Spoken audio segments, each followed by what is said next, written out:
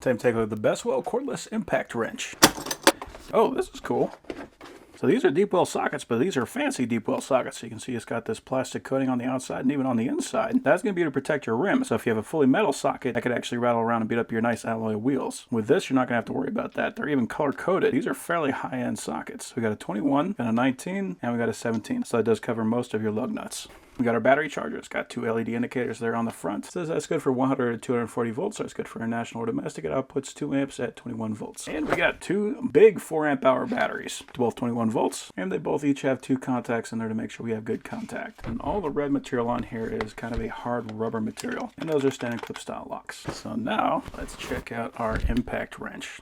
That is nice. So you can tell by the thickness of the body, this is a super heavy duty boy. That is a 1/2 inch hog ring style anvil. So if you have a socket with a drilled out style for the detent, you'll be able to put that on in any direction. It's not going to matter. Also see right through here, there is a hole. So if you want to use a socket with a pin and O-ring, you'll be able to do that. Very important, this is a brushless motor. So that means the batteries are going to last longer. You're not going to get that smoke smell that you sometimes get out of brush motors. The motor is going to have more power and it's just going to last longer.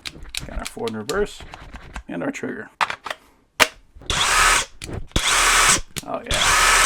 I mean, so first of all, I like that it is not a super loud impact wrench. Of course, it's going to be making a lot of noise when it starts banging along to get those nuts and bolts loose, but the motor itself is not that loud. You can also see we got an LED on here, and that actually stays lit even after you pull your finger off the trigger. So we got a couple of modes here on the bottom.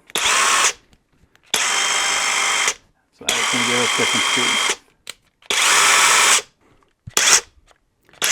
And that is important. So we actually have an option that gives us a brake.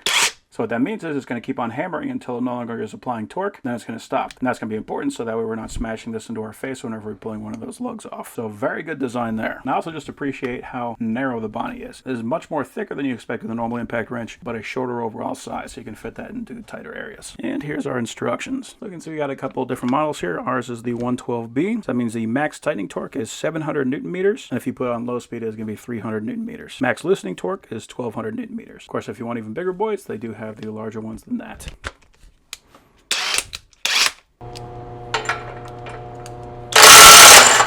Yep. Spun that guy off, no problem. Cool. So that is one heck of an impact.